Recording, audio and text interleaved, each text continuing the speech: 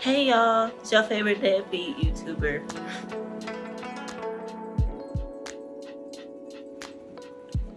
Leeya Makes Noise here in the studio.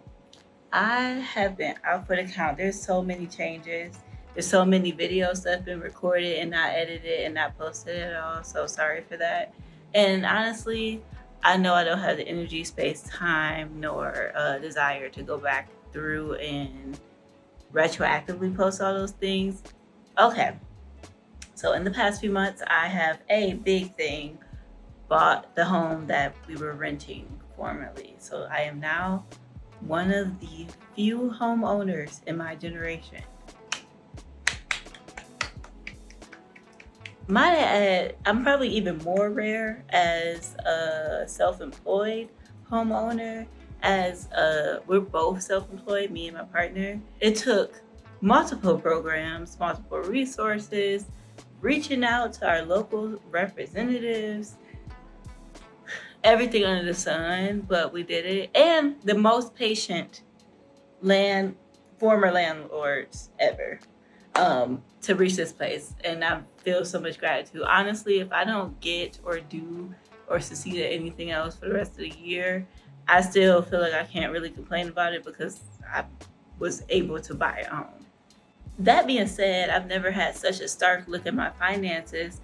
And so one video that I do have planned that I recorded before, and I think I'm going to look at the footage of and re-record because I think I just need a script in order to be more concise and get to the point.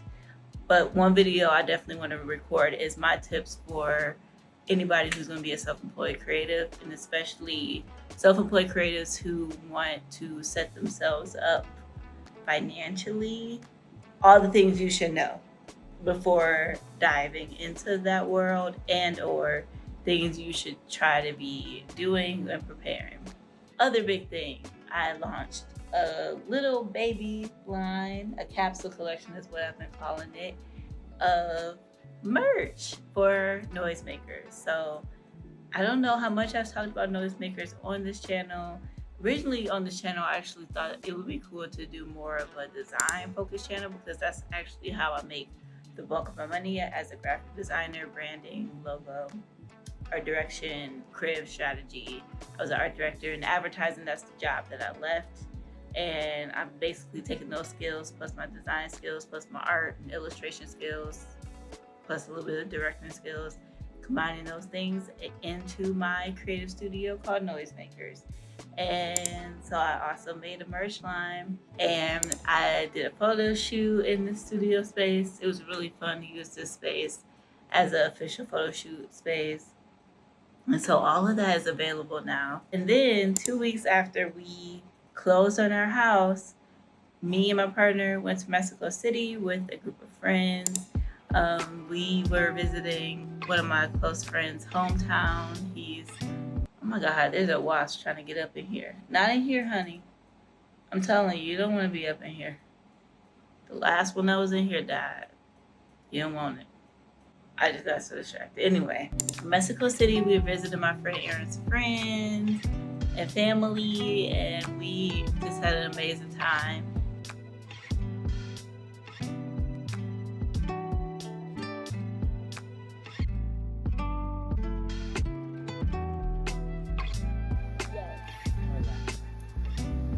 I just want to know some history facts.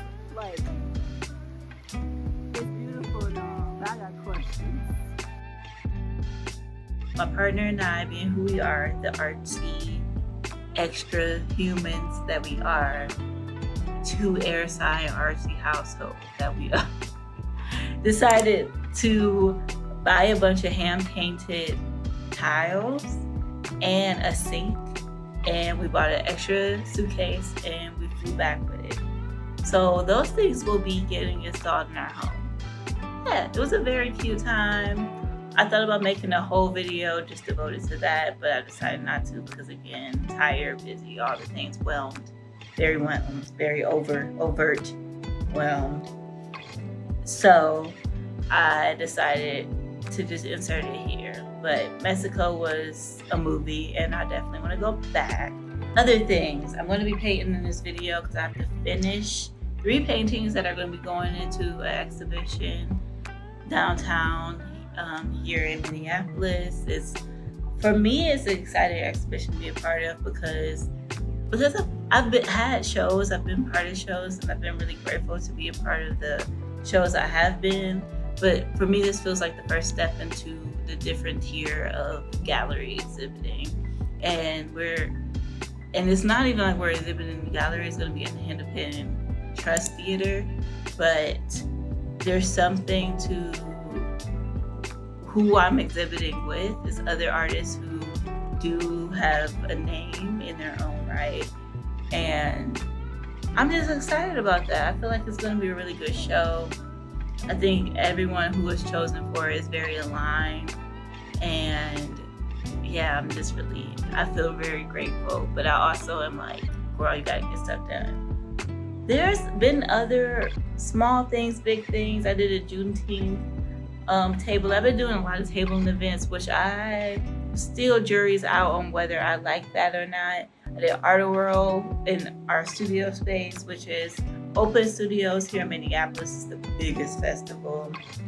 I think it's technically the biggest arts festival in the US because it's like a whole section of our city gets taken over for the arts specifically. Before I get into the painting, I forgot textile stuff. So I made this.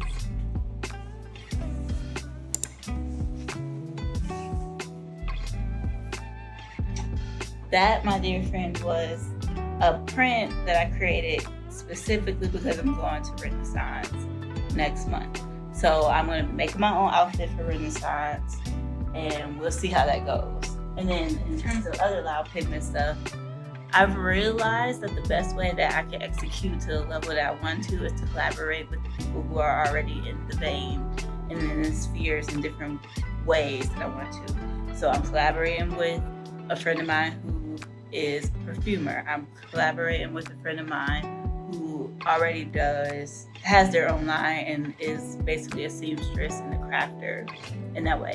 And I'm potentially collaborating with a upholsterer and furniture restorer because I've always envisioned these patterns and these fabrics that I design being multi-use, meaning like you could take the same fabric and design a pillow, design the backing of a chair, and design a dress and wear it as a bag. Like I've always liked the idea of the fabrics not being wasted in any way and used across the board. I decided the best way to do that is to have multiple collaborations, like trees that branch out from loud pigment. We'll see where that goes. I'm thinking of it as a long-term project. My goal is to do Spring Fashion Week here locally. And yeah, we'll see where that goes. But for right now, I put the pressure off myself to try and launch anything within this year.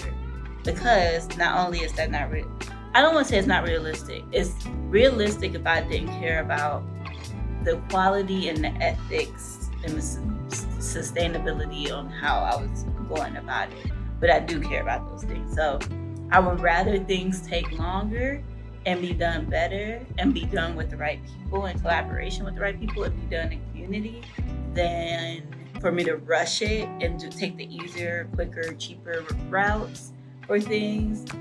And it's just not done in the right way. That being said, like the little capsule collection I did was definitely the cheaper, easier, like whatever route.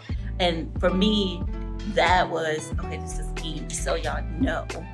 That for me, the capsule collection, I had a lot of fun designing it and designing it in a different style than what I'm even envisioning for loud pigment. And for me, I wanted something that's very accessible. It was like also kind of a learning experiment. Here's the thing. I know I'm designing stuff that's unique and beautiful and there's nowhere to go from here. And then also one other news, I am directing a 4-part series and that is a huge thing. It's gonna be airing on TV and yeah, the level of craft of that. Also, I'm like, I'm not accepting something that's gonna just look like,